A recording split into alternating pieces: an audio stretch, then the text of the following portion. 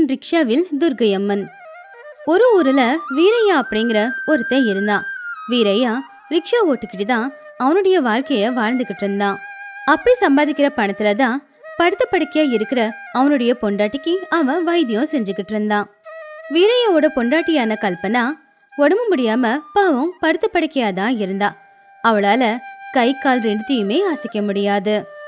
அதனால வீட்டுல கூட வேலை எல்லாத்தையுமே வீரையா தான் செய்வான். கல்பனா, இந்தா உனக்கு பிடிக்கும்னு மசால் தோசை செஞ்சு கொண்டு வந்திருக்கேன். ஏந்திரி, சூடா சாப்பிடு.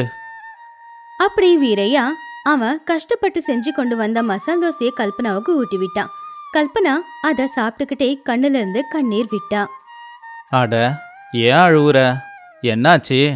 தோசை நல்லா இல்லையா? நான் தோசையால அழுவலங்க, உங்களை நினைச்சுதாங்க அழுவுறேன். நீங்க வெளியே போய் கஷ்டப்பட்டு உழைச்சி வீட்டுக்கு வரீங்க. வரும்போதே ரொம்பவே சோர்வடைஞ்சிருக்கீங்க. அப்போ உங்களுக்கு நான் சாப்பாடு ஆக்கி போடணும். ஆனா நீங்க வீட்டுக்கு வந்து சமைச்சு எனக்கு ஆக்கி போடுறீங்க. அந்த நிலைமையை நினைச்சதாங்க எனக்கு ரொம்பவே வருத்தமா இருக்கு. நீ இப்படியெல்லாம் யோசிக்காத. வீட்டில் வேலை செய்யறதுல எனக்கு எந்த கஷ்டமும் இல்லை. உண்மையை சொல்லணும்னா உனக்கு சேவை செய்யறதுல எனக்கு சந்தோஷம்தான் இருக்கு கல்பனா.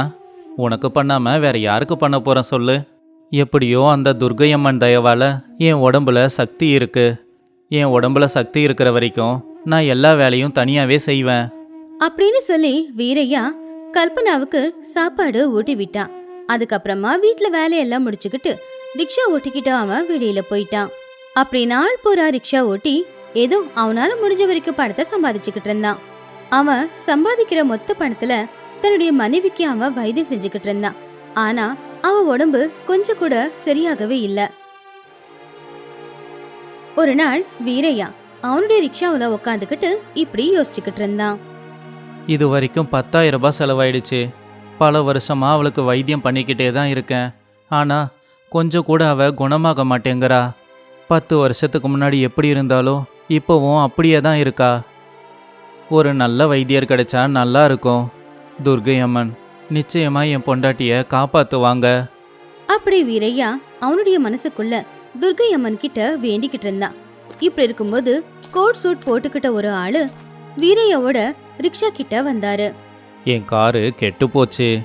நான் சீக்கிரமா ஹாஸ்பிட்டலுக்கு போகணும். பக்கத்தில் இருக்கிற கவர்மெண்ட் ஹாஸ்பிட்டலுக்கு என்னை கூட்டிகிட்டு போறியா? சரிங்க ஐயா, வாங்க உட்காருங்க. வீரையா அந்த ஆளை அவனோட ரிக்ஷாவில் ஏத்திக்கிட்டு ஹாஸ்பிட்டலுக்கு கூட்டிட்டு போனான். ஐயா, நீங்க என்ன பண்ணிக்கிட்டு இருக்கீங்க? பார்க்க ரொம்ப பெரிய ஆள் மாதிரி இருக்கு. நான் ஒரு பெரிய ஹாஸ்பிட்டலில் டாக்டராக இருக்கேன். இங்கே ஒரு கவர்மெண்ட் ஹாஸ்பிட்டலில் யாருக்கோ சீரியஸ்னு சொன்னாங்க. அதான் ஆப்ரேஷன் பண்ண போகிறேன். நடுவில் என் கார் நின்று போச்சு. அதான் ரிக்ஷால ஏறி இருக்கேன் அப்படின்னு சொன்னதுனால வீரையா இன்னும் வேகமா ரிக்ஷாவை மிதிச்சு ஹாஸ்பிட்டலுக்கு போய்கிட்டு இருந்தான். அப்ப அவரு ரிக்ஷாவை விட்டு இறங்கி வேக வேகமா ஹாஸ்பிட்டலுக்குள்ள ஓடி போனாரு. அவரு வீரையாவுக்கு பணம் கூட கொடுக்கல. அவரு பணம் கொடுக்குவாருன்னு சொல்லி வீரையா வெளியே ரொம்ப நேரமா காத்துக்கிட்டு இருந்தான். இப்படியே ரொம்ப நேரமும் ஆச்சு. காலையில ஹாஸ்பிட்டலுக்குள்ள போன அந்த டாக்டர் ராத்திரி தான் வெளியவே வந்தாரு. அப்ப வரைக்கும் வீரையா வெளியே நின்னுக்கிட்டு இருந்தான். அத பார்த்து டாக்டர் இப்படி கேட்டாரு. உனக்கு என்ன பைத்தியமா? அவசரத்தில் நான் பணம் கொடுக்காம போயிட்டேன். அதுக்காக வேற எந்த வேலையும் பார்க்காம எனக்காக இங்கேயே நின்றுக்கிட்டு இருக்கியே. எப்படியும் உனக்கு இந்த ஒரு நாள் வீணாயிடுச்சுல்ல? சரி, இந்த பணத்தை வாங்கிக்கோ. ஐயா, நான் பணத்துக்காக காத்திருக்கலைங்க ஐயா. உங்ககிட்ட ஒரு விஷயம் பேசணும். என்கிட்ட பேசணுமா? என்ன விஷயம்? ஐயா, என் பொண்டாட்டி 10 வருஷமா படுத்த படுக்கையா இருக்கா. அவகிட்ட எந்த அசைவும் இல்லை. கை காலை அசைக்கவே முடியலை. ஐயா, நீங்கள் தான் அவளை குணமாக்கணும். ஏதோ பெரிய ஹாஸ்பிட்டலில் வேலை பார்க்குற நீங்கள் கவர்மெண்ட் ஹாஸ்பிட்டலில் ஒருத்தவங்களுக்கு முடியலன்னதும் ஓடி வந்தீங்க. இதுலையே நீங்கள் எவ்வளோ நல்லவர்னு தெரியுது. எங்களை மாதிரி ஏழைங்க கஷ்டத்தை உங்களால் தான் புரிஞ்சிக்க முடியும். ஐயா, ஒரு தடவை வந்து என் பொண்டாட்டியை பாருங்க ஐயா. அப்படி வீரையா சொன்னதுனால டாக்டரும் வீரையாவோட பொண்டாட்டிக்கு உதவி செய்யணும்னு முடிவு பண்ணாரு. அன்னைக்கு ராத்திரி வீரையா அந்த டாக்டரை அவனுடைய வீட்டுக்கு கூட்டிட்டு போனான். அப்ப டாக்டர் கல்பனாவை செக் பண்ணி பார்த்துட்டு இப்படி சொன்னாரு. உன் பொண்டாட்டியோட கையும் காலும் நல்லபடியாக வேலை செய்யணும்னா அதுக்கு ஒரு ஆப்ரேஷன் பண்ண வேண்டியது இருக்கும். அதுக்கு முன்னாடி கொஞ்சம் வைத்தியமும் பண்ண வேண்டியது இருக்கும். வைத்தியத்தை நான் இலவசமாக பண்ணுவேன். ஆனால் ஆப்ரேஷன் பண்ணணும்னா கண்டிப்பாக செலவாகும். ஏன்னா ஆப்ரேஷன் பண்ணுறது நான் மட்டும் இல்லையே, என் கூட இன்னும் 2-3 பேர் சேர்ந்து பண்ணுவாங்க. அவங்களும் என்ன மாதிரியே யோசிக்க மாட்டாங்கல்ல. ஆமாங்க ஐயா, நீங்கள் சொல்கிறது உண்மைதான். தினமும் உன் வீட்டுக்கு வந்து நான் வைத்தியம் பார்க்குறேன். ஆனால் ஆப்ரேஷனுக்கு நீ நிச்சயமாக 1,00,000 ரூபாயாவது ஏற்பாடு பண்ணணும். அப்படின்னு சொல்லி டாக்டர் வைத்தியம் பார்த்துட்டு அங்கிருந்து கிளம்பி போயிட்டாரு. வீரையா எப்படியாவது ₹1,00,000 சம்பாதிக்கணும்னு முடிவு பண்ணான். அன்னையில இருந்து ரிக்ஷா ஓட்டி ஒவ்வொரு ரூபாவும் சம்பாதிக்க ஆரம்பிச்சான். எவ்வளவோ கஷ்டப்பட்டு அவன் ஆபரேஷனுக்காக பணத்தை சேர்த்துக்கிட்டு இருந்தான். ஒவ்வொரு நாளும் டாக்டர் வீரையாவோட ரிக்ஷா ஏறி வீரையா வீட்டுக்கு வந்துகிட்டு இருந்தாரு. டாக்டர் கல்பனாவுக்கு வைத்தியம் செஞ்சுக்கிட்டு இருந்தாரு. அப்படி வைத்தியம் செஞ்சுட்டு அதுக்கப்புறம் வீட்டுக்கு போயிடுவாரு. இந்த வைத்தியத்துக்கெல்லாம் நிறைய பணம் செலவாகுது போல தெரியுதுங்க. இல்லை கல்பனா, வைத்தியத்துக்கு பணம் செலவாகாது. ஆனால் ஆப்ரேஷனுக்கு மட்டும்தான் 1,00,000 ரூபாய் செலவாகும். ஐயோ, ₹1,00,000? அவ்வளோ பணத்தை நீங்க எப்படிங்க எடுத்துட்டு வருவீங்க? அதுக்கு தான் நம்ம கூட அம்மன் இருக்காங்களே, அவங்க நிச்சயமா ஒரு வழி காட்டுவாங்க. அப்படி வீரையா எல்லா பாரத்தையும் துர்க்கையம்மன் மேல போட்டு அவன் வேலையை அவன் செஞ்சுக்கிட்டு இருந்தான். சில நாட்களும் போச்சு. மழை காலமும் தொடங்குச்சு.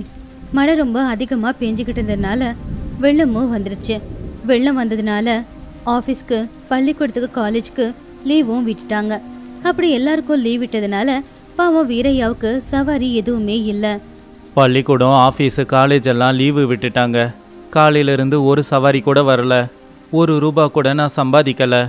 சும்மா தான் உட்காந்துக்கிட்டே இருக்கேன். இது இன்னைக்கு மட்டும் இல்லை, மழை வர ஆரம்பிச்சதுலேருந்து 1 ரூபாய் கூட சம்பாதிக்கல. கல்பனாக்கு ஆப்ரேஷன் பண்ணணும். அதுக்கு நிறைய பணம் வேணும். அம்மா துர்காம்மா, நீ தாம்மா காப்பாற்றணும். இந்த மழையிலையும் எனக்கு சவாரி கிடைக்கிற மாதிரி பண்ணுமா. அப்படி வீரையா அவனுடைய கடவுளான துர்க்கையம்மன் கிட்ட வேண்டிக்கிட்டான். அதுக்குள்ள ஒரு பெண்மணி வீரைய பக்கத்துல வந்தாங்க.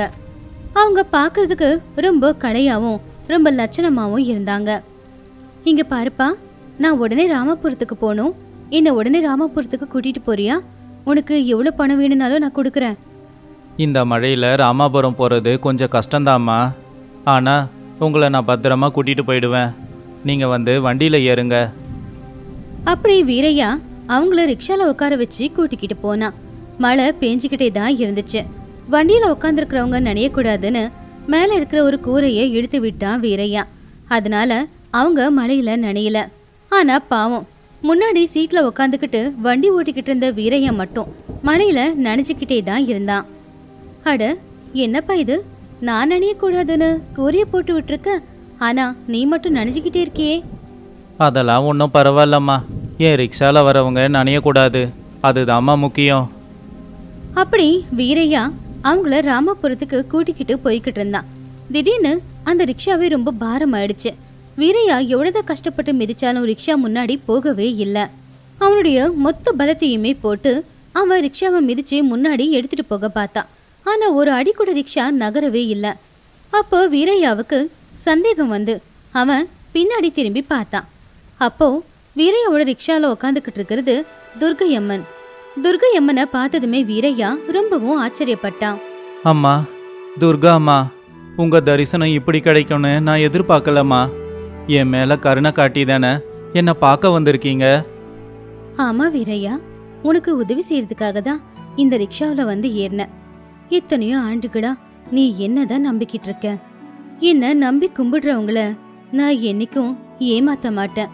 உன்னுடைய மனைவிக்காக தானே நீ இவ்வளவு கஷ்டப்படுற. இன்னும் கஷ்டப்பட்டுக்கிட்டே இருக்க.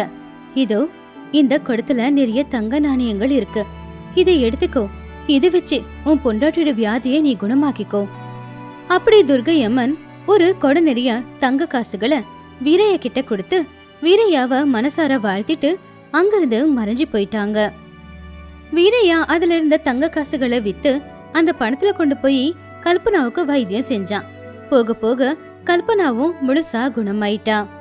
வீரையா அவன் கிட்ட இருந்த மிச்ச பணத்துல ஏழைகளுக்காகவே ஒரு இலவச ஆஸ்பத்திரிய கட்டினா. ஏழைங்க எல்லாரும் அந்த இலவச ஹாஸ்பிட்டல்ல வைத்தியத்தை பார்த்துக்கிட்டு சந்தோஷமா இருந்தாங்க.